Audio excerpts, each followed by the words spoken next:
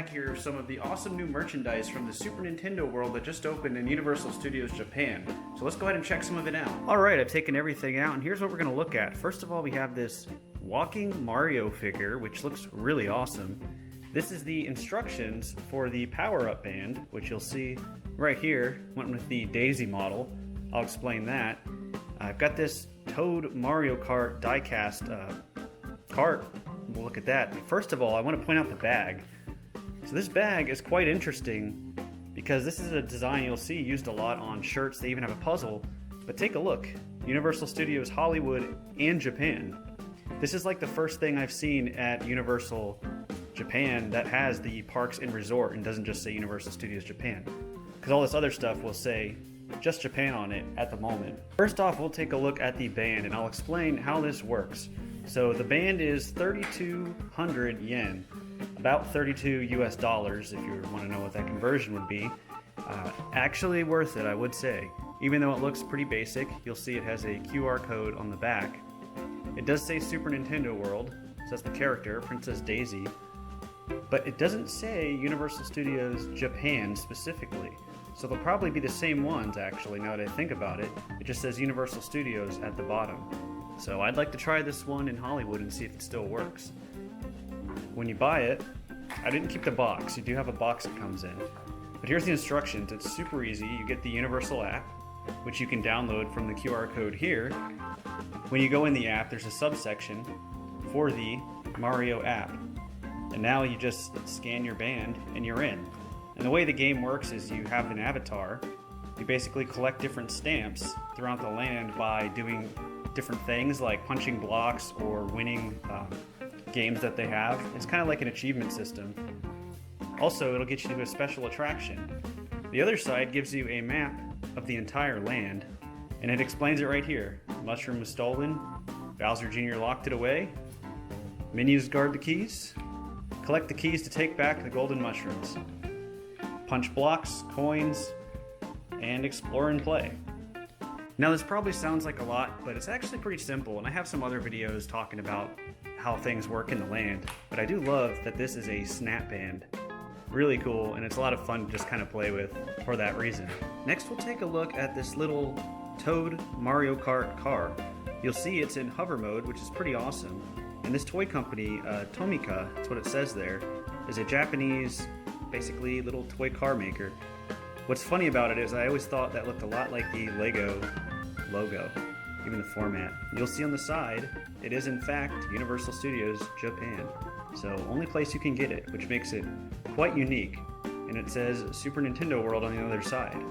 The only downside I would say is this is 1,400 yen. So that's like $14 for this little car. The strange thing though is that's not too unusual for Tomika. In fact, here's another Tomika car. This one's like a little police car.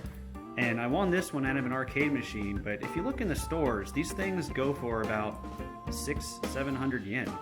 So this one is double the price, but these cars are expensive as is in Japan. Alright, I'm gonna go ahead and open this thing up. I kinda don't want to rip it, but yeah, whatever. No big deal. Rip it open. And we got a little plastic. Slides right out. And there we are. And here is our little Toad hover mode Mario Kart. Pretty cool. My camera seems to be having difficulty autofocusing it. It's not very good at doing that. We'll take a look at the bottom here. It says Universal Studios Japan, Tomika. Pretty cool. Yeah, nice little car here. These kind of move around a little bit. Got some pretty good detailing on Toad as well. But overall, pretty simple. Is it overpriced? Yeah, because it's just a little car. And the wheels only go forward, it looks like, so you can't really drift it or slide it around. That'd be neat if somehow they made it so it could do that. Now, from what I remember, they had 6 of them total.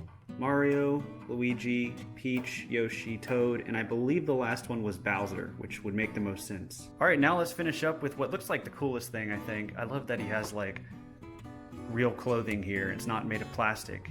This Tokotoko Mario. That's what it says down there. That's what the katakana says as well. Tokotoko. I don't know what that is. Maybe it means walk, or maybe that's how they write walk in manga sometimes, as far as the sound goes, because this actually walks. There was a video playing next to buying it, and it was showing how this thing works. One of them has a shell behind it, and you push it along and it walks. This one, I'm not so sure how it is going to work, but we'll figure it out. So looking at the box, on the side we got a Dokan Seito. Dokan Seito. I have no idea what that means, but that's what it says. And there you go on the back. Tokotoko Mario. I guess you just push him and he walks as you push him. We'll see how well it works. Yeah, so there you go. Toko. And it looks like there's a stick you can put in the back, which you can also display him in the warp pipe. On this side it just says Super Nintendo World, Japan. And there's the price. This was 3,900 yen. So about $39. And nothing too important on the bottom. Alright, let's go ahead and open this up. Looks like you just pop the top off here. Now this was listed as a limited edition item. This one and the other one that they had for sale. I don't know how limited these things are, but it looked pretty cool anyway. I probably would have bought it if it didn't say that. Alright, just pulled Mario out. Looks pretty awesome just in this little plastic piece right here. But if we look back inside the box, there's like a really cool design behind there. And the warp pipe, the way it sat on this. So that's a really cool box. It almost looks better being displayed in it. Looks like we got Mario here. I see some twisty ties. So I'm gonna go ahead and remove those. All right, just broke him free of the ties. It's just two of them. And he's just kind of sitting there. So taking a look at this figure, there's a opening point here. I just love these overalls. It's pretty cool. And it looks like you can move his arms and his head. Pretty nice quality figure here. And his legs are kind of moving a little bit. I want to try the walking mechanic out here in a moment. Take a look at the rest of this. Alright, just got the warp pipe free, and you'll see you have this really nice Super Nintendo World display logo on the front of the pipe. Pretty cool. Looks like here's the walking stick for Mario. So let's put that in.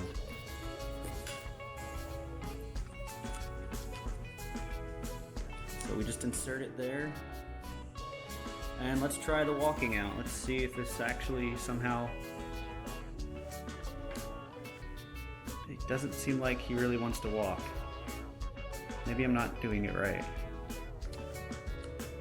I changed the direction of the stick and I moved the joints around quite a bit, but now you'll see he actually walks without much problem.